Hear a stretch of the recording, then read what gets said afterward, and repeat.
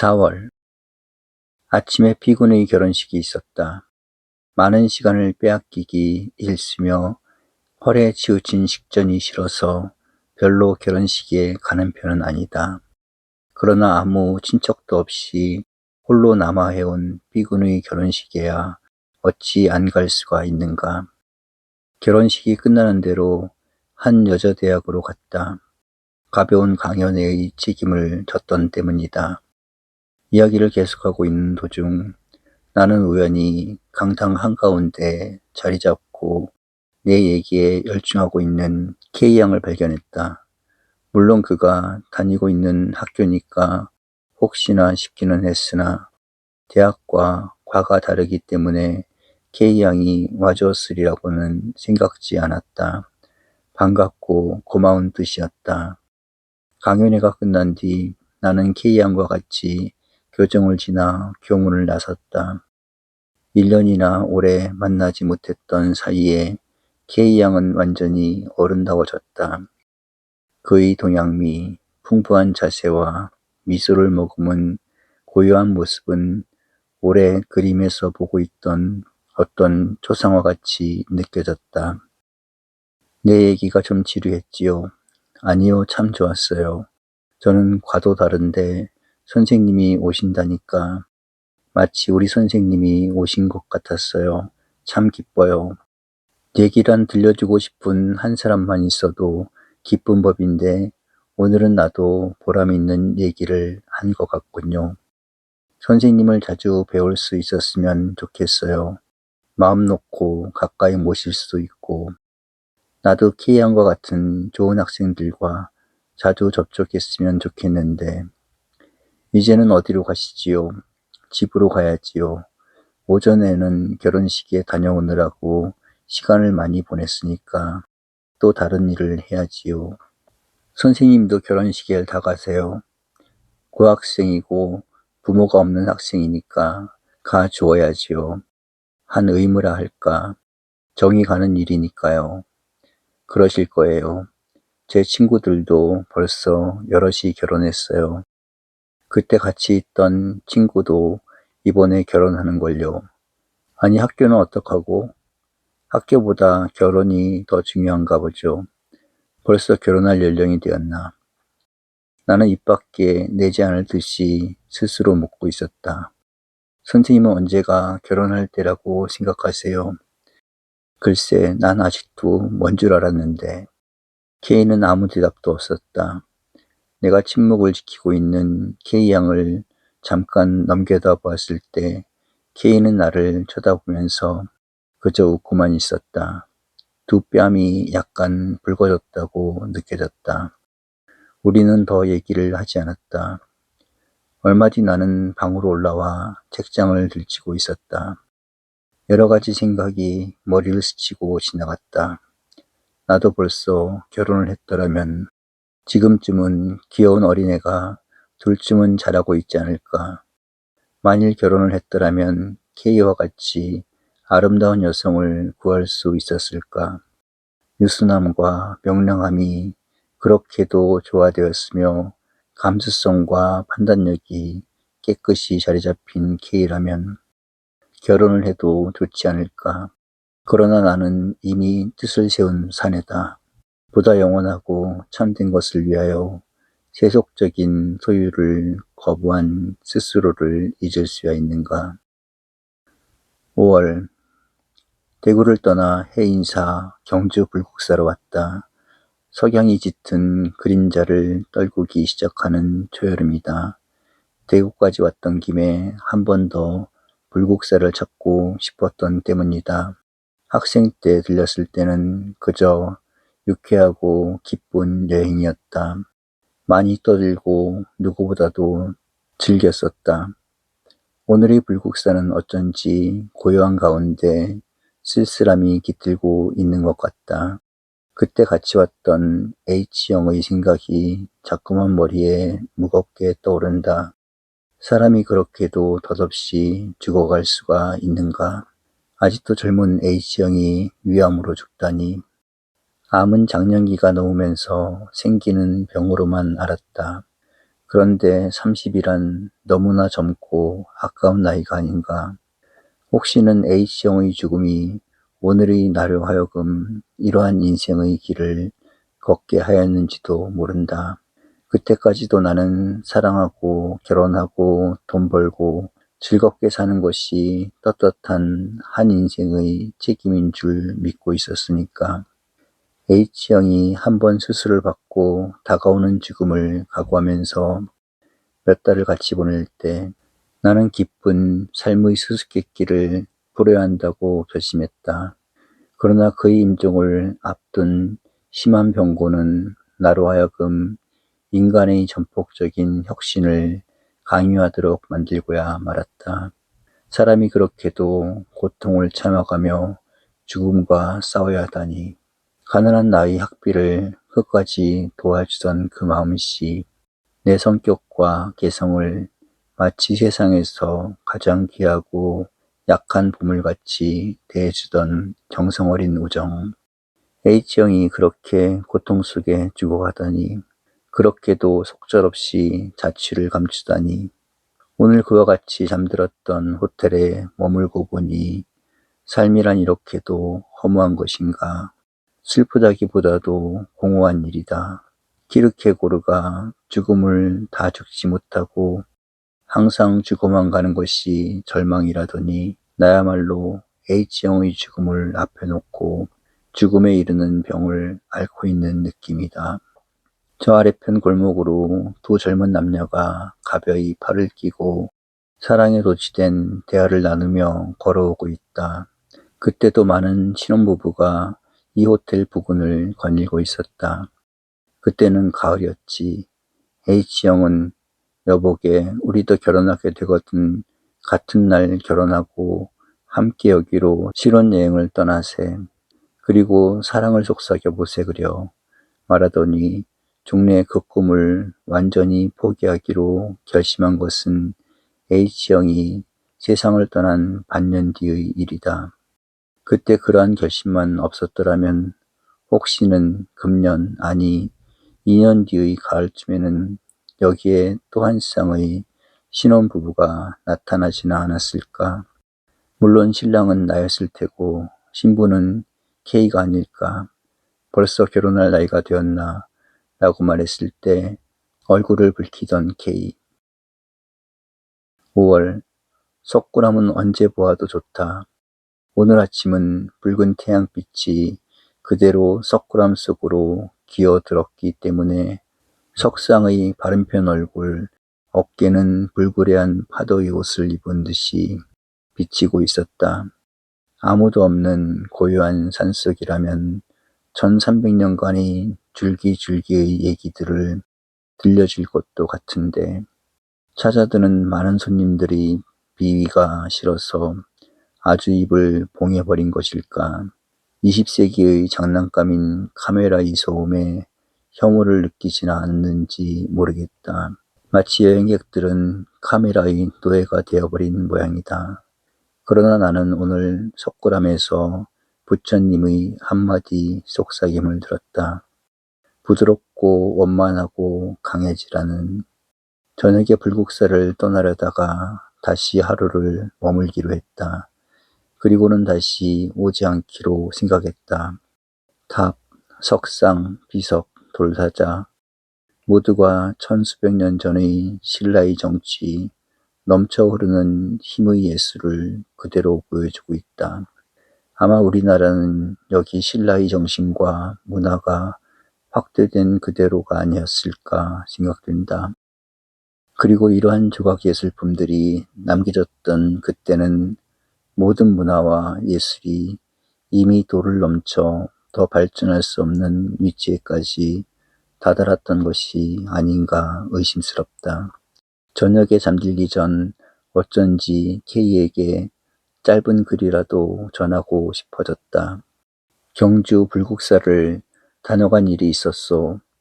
여기에 숨겨진 옛날의 얘기들, 오늘도 흐르고 있는 마음의 그림자들을 듣고 상상해 본 일은 없었지요. 이 다음 기회가 있거든 누구도 모르는 비밀의 얘기를 들려주지요. 라고 썼다. 사람은 비밀을 지키려고 한다. 그러나 그 비밀은 누구에게만은 얘기하고 싶어 감춰두는 비밀이 아닐까. 만일 아무에게도 말해서는 안 되는 비밀을 지닌 사람이 있다면 그야말로 저주받은 인간이 아닐까. 그러므로 가장 사랑하는 사람이란 아무 비밀도 그 앞에서는 지킬 필요가 없는 사람이 아닐까. 신 앞에서는 비밀이 없다고 한다. 신은 가장 높은 사랑의 대상이기 때문이다. 오늘 나는 비밀 아닌 비밀을 K에게 얘기하고 싶은 심정으로 이끌려간 모양이다. 어느새 K는 나의 마음의 벗이 되었던가. 6월. 내 육체는 누구보다도 한가로운 편이다. 그러나 내 정신은 누구에게 못지않게 바른 생활을 하고 있다. 그러나 중대한 일 앞에서는 모든 시간의 장단과 속도가 바뀌어지는 법이다. 나는 오늘 상당히 긴 시간을 K와 더불어 가지게 되었다. 사람들이 북적대고 먼지가 떠오르는 거리에서 차를 타고 공원에까지 올라갔다. K와 둘이서만 가지는 시간은 별로 없었다. 아카시아 꽃이 향기를 뿜는 산길을 돌아 서울이 한눈에 내려다 보이는 흰 길을 걷고 있었다. 갑자기 K는 선생님 불국사에서 보내주신 편지 얘기를 들려주시지 않으실래요? 라고 제안했다. 그때는 왜 그런지 K 양이 옆에 있으면 모든 얘기를 해주고 싶었는데 오늘은 마음이 달라지셨어요. 아니요, 그때는 나도 모르게 마음이 약해지면서 누구에게 모든 얘기를 다 해버렸으면 싶었을 때 K 양이 생각났던 것이에요. 사실은 할 얘기도 별로 없었는데 무엇인가 절 속이시려는 것 같아요. 제가 얘기를 듣기에는 아직 어리고 퍽 낮은 자리에 앉아 소꿉장난을 하는 듯 싶은 모양이지요. 아니, 그런 것은 아니고 나는 어떻게 말을 꺼내야 좋을지 몰랐다. 우리는 한참 더 걸었다. 아직 해는 지지 않았는데 동편 하늘에는 빛을 받지 못한 달이 걸려 있었다. K 양, 저 달이 누구의 달인지 아세요? 달에게도 임자가 있나요? 물론 있지요. 누군데요? 저 달의 주인은 무척 고적하고 쓸쓸한 사나이예요. K는 말 대신 내 얼굴을 훔쳐보았다. 누구의 달인 것 같아요? 그렇게 불행한 사람이 달의 주인이라면 달의 임자는 이태백이라 해두세요. 누구든지 가까운 분이 불행해지기를 바랄 수가 있어요. 그러면 내가 천천히 얘기를 하지요. 옛날에 한 소년이 있었지요. 아버지도 형도 동생도 누나도 없었어요. 친구도 가까운 친척들도 없고 얼마 뒤에는 홀어머니마저 세상을 떠나버렸어요. 이제는 이 소년에게는 아무것도 안 남은 셈이지요. 재산도 집도 장난감도. 어느 달이 밝은 밤 이 소년은 어머니의 무덤 옆에서 자꾸 울고 있었어요. 그는 이제는 나에게는 아무도 아무것도 없다고 울었지요. 오래 울다가 눈물을 닦은 뒤 산을 내려오려고 일어섰더니 맑은 하늘에 둥근 달이 내려다보고 있지 않겠어요. 빙그레 웃는 듯 싶은 달을 한참 쳐다보던 소녀는 그래, 이 땅 위에서는 아무것도 없지만 저 달은 내가 가지면 되잖아 라고 말했어요. 달 밖에는 아무것도 안 가져도 좋다고. 그 뒤 그 소녀는 돈도 부모도 집도 친구도 사랑도 명예도 다 버렸습니다. 본래가 없었으니까요. 그 대신 저 달을 가지게 되었지요. 그러면 그 소년이 선생님이시란 말씀이죠. 동화예요. 그런데 나는 동화의 주인공으로 언제 변했는지 모르지요. 아이 선생님, 그런 생각은 버리세요. 달도 해도 별도 다 가지셔도 될 텐데 하필이면 달만. 동화는 동화로 돌려보내고 또 거리로 내려가요. 나는 K와 같이 시내로 내려오면서 동화의 얘기를 설명해 주었다. 내 과거의 꿈들을 처음 얘기했다. K는 그런 얘기라면 이 다음에 듣고 싶다고 내 얘기를 중단시켰다. 선생님, 저는 잘 모르지만 선생님을 존경하고 있는 남자친구들한테서 선생님의 얘기는 약간 들었지요.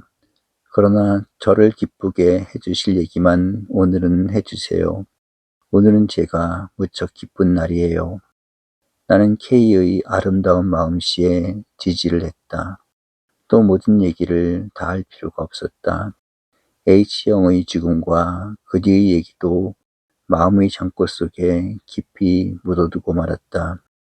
벌써 거리에는 전등불들이 눈을 뜨기 시작했고 하늘에도 별들이 하나둘 나타나고 있었다.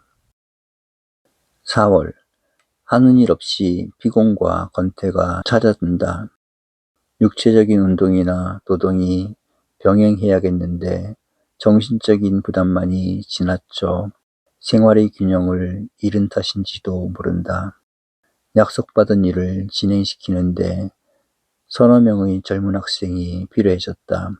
K도 한몫 도와주었으면 싶으나 거의 1년간이나 만날 기회가 없었다. 공부에 무척 열중하고 있는 모양이다. 우연히 길에서 이양을 만났다. 내 일을 좀 도와줄 수 있겠느냐 물었을 때 서슴지 않고 응낙해 주었다. 고마운 일이다. 선생님, 제가 K도 같이 데리고 가도 좋아요. 이양은 K와의 우정을 깊이 지니고 있는 듯 싶었다. 그리고 3년이나 전의 일들을 뜻깊이 회상하는 듯도 싶었다. 나는 더욱 좋다고 약속을 하고 헤어졌다. 모두 합해서 5명쯤의 조수가 필요했으나 나머지는 또 어떻게 되겠지. 쥐 신부를 만났다. 여러 가지 좋은 증언을 들려주었다. 왜 성직을 가지기로 결심하지 않는가 의아스러운 모양이다. 그러나 나는 직책이 계급이 되는 것을 원하지 않는다. 모든 사람들은 하늘 아래 땅 위에서 한 인간일 뿐이다. 평범하고 꾸밈도 허식도 없는 한 인간이다. 그러기에 그리스도는 목수의 일생을 보냈고 석가는 황태자의 지위를 버린 것이 아닌가. 이제 또 하나의 계급을 만들 필요는 없는 것 같았다. 나는 그리스도의 인간다움을 누구보다도 좋아한다. 그러나 가난하게 산 그가 부자를 굴복시켰으며 아무 지위도 없이 겸손만을 가르쳐준 그가 제왕의 예배를 받고 있는 점을 어찌 무관할 수 있을까? 더욱이 그는 한평생 한 점의 싼 방법도 없이 일생을 살아간 분이 아닌가. 그러한 인간이기에 우리는 그분을 신의 아들로 모시는 것이 아닐까. 어쨌든 쥐신부는 좋은 분이다. 20년이나 동양에 계셨기 때문에 우리들의 심정을 누구보다도 잘 이해해 준다. 고마운 분이다. 확실히 신앙은 마르크스주의자들보다도 선하게 민족, 국경, 계급을 초월한 무엇을 생활로서 보여주고 있다. 4월. 아침에 바쁘게 약속된 원고를 출판사로 보냈다. 약속대로 회의실에는 E양, K양, 그리고 몇이 모여 있었다. 모두 가족같이 반가운 인사를 나누었다. E양이 활동성이 제일 많은 것 같아요. 언제나 거리에서는 E양만 만나게 되니까. 나는 E양의 둥근 얼굴을 보면서 웃었다. 어머나, 선생님을 배울까 해서 돌아다닌 거예요. 그런데 거리로 나오기만 하면 선생님을 뵙게 되네요. 내가 졌습니다. 그만합시다요.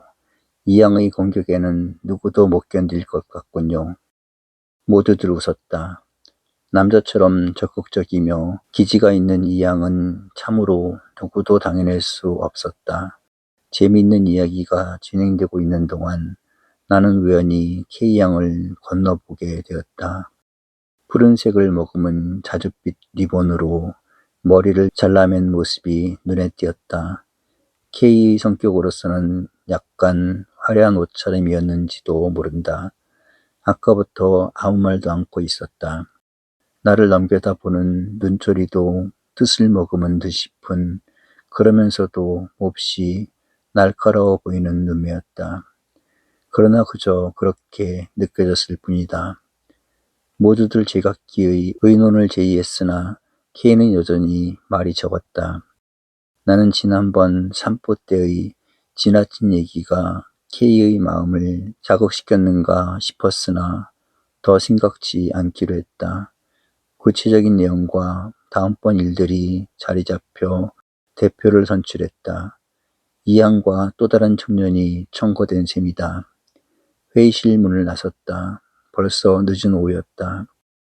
도회지의 오후는 한층 더 복잡하면서도 어딘가 떠나기 섭섭한 느낌을 준다.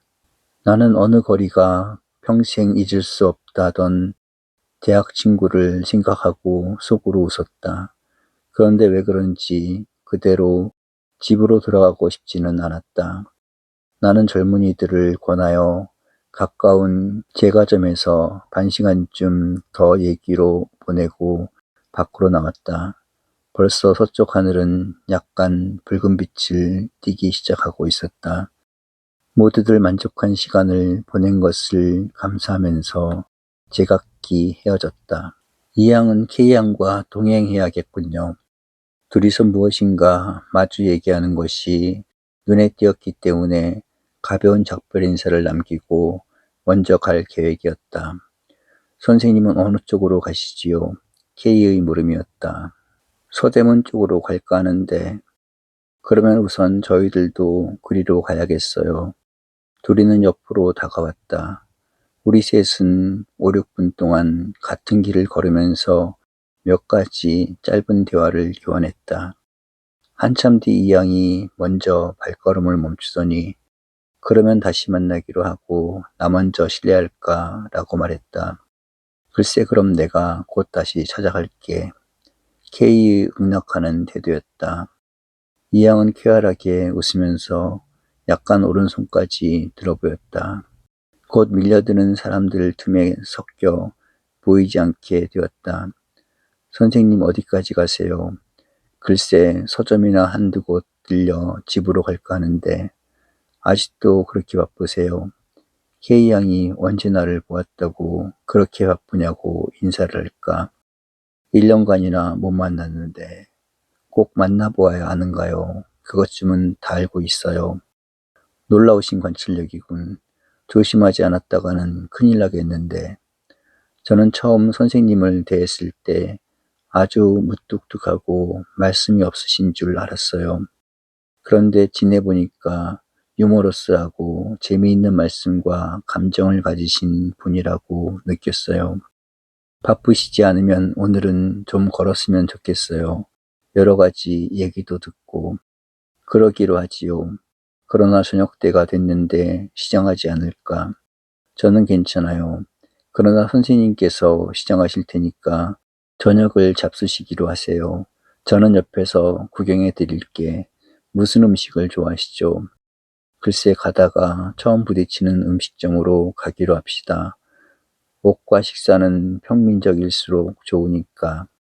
우리는 가까운 음식점 2층에 자리를 잡았다. 저편 구석에는 서너 명의 손님이 있을 뿐 퍽이나 넓으면서도 조용한 방이었다. K는 별로 음식에 손을 대지 않았다. 그러나 점심을 변변히 못했던 나는 흠뻑 시장함을 풀 수가 있었다. 약 반시간 뒤에 거리로 내려섰을 때는 이미 전등불이 필요한 밤거리로 바뀌어져 있었다. 어디로 걸을까? 나는 저쪽 편을 택하는 것이 편리한데 K양의 집은 어느 쪽이지요? 아무것도 괜찮아요. 그러면 그리로 걸으면 되잖아요. 선생님과 같이 걷는 것이 목적이에요. K는 무엇인가 계획적인 것 같으면서도 내가 하는 일에 그대로 추종할 뜻인 것 같기도 했다. 한참 걷는 동안에 사람들의 그림자가 줄어들고 넓으면서도 한산한 거리에 이르렀다. 자동차들이 속력을 내고 달릴 뿐이다. 어쩐지 무더운 여름 같은 기분이었다.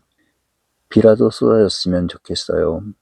그러면 산보도 엉망이고 옷도 젖지 않을까. 그것이 좋지요. 언제나 똑같은 매일이 계속되면 실증나지 않아요. K양에게도 그런 파도가 치는 마음이 있었던가. 아주 뜻밖인데.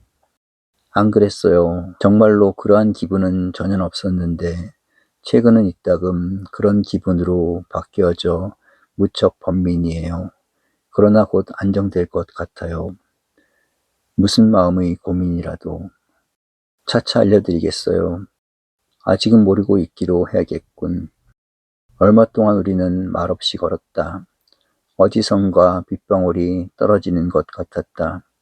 나는 지금껏 무관했던 K의 가정의 얘기를 듣고 싶었다. 혹시나 K의 마음의 동요가 가정적인 어떤 문제에서 오는 것인가 싶기도 했다. 오랫동안 K를 동생과 같이 마음의 고독과 번민을 씻어주는 여상으로 생각했던 과거가 갑자기 같이 거리를 걷고 있는 K에게 더 절박하게 느껴졌다. 선생님 잠깐만 여기 서 계세요. 이렇게 말하더니 뒤로 돌아서 갔다. 어디로 가는 것인가 보고 있었더니 값싼 우산 한 개를 사들고 웃는 낯으로 가볍게 뛰어온다. 필경 비가 오겠군. 영리하신 요양이 우산을 사는 걸 보니까 꼭 비가 오실 줄 믿으세요.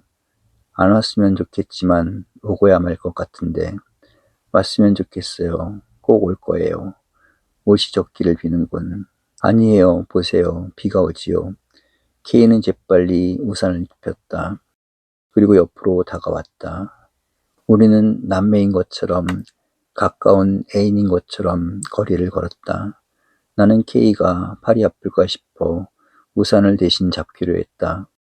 K는 우산을 나에게 넘겨준 뒤 몸을 돌이켜 내 왼편으로 다가섰다. 그리고 얼마 안 가서 내 왼편 팔을 붙들고 걷기를 시작했다. 나는 오랫동안 느끼지 못했던 깊은 정의 만족감을 느꼈다. 어머니가 계셨더라면, 누님이라도 있었더라면, 여동생이라도 있었더라면 싶은 생각이 떠올랐다. 지금의 K는 나의 모든 것인 듯 싶었다.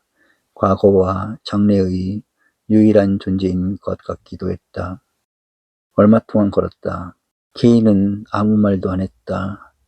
사거리가 가까워지고 버스, 전차들의 소음이 들려왔다. 저기서 버스를 타고 돌아가기로 할까? 네 라는 K의 대답은 너무나 간단했다. 얼마 뒤 선생님 전 어젯밤 꿈에 선생님과 같이 비를 맞으며 걷는 꿈을 꿨어요. 그래서 비가 올 줄 알았어요. 점점 K양의 선견지명에 놀라게 되겠는데 선생님, 뭔데? 전 선생님이 무척 좋아요. 4년 전에도 그랬는가 봐요. 그래서 소풍 갔던 날도 달려와 선생님 말씀을 듣고야 만족했어요. 고맙군. 나도 K가 퍽 좋은 편인데. K는 팔을 놓고 먼저 버스가 있는 곳으로 갔다. 버스 안은 약간 좁았다. K는 줄곧 내 옆을 떠나지 않았다. 나는 어쩐지 K가 아무도 없는 고아가 아닐까 느껴졌다. 땅 위의 홀로 있는 고아인 양, 내 그늘 밑에 서 있는 듯 싶었기 때문이다. 얼마 뒤 나는 먼저 버스에서 내렸다. 집이 가까이 왔기 때문이다. 멎었던 버스는 곧 떠났다. K는 밖에 서 있는 나에게 오른손을 들고 약간 흔들어 보였다. 엄마를 보내는 어린애 손 같기도 했고 그리운 사람에게 안녕을 비는 모습 같기도 했다.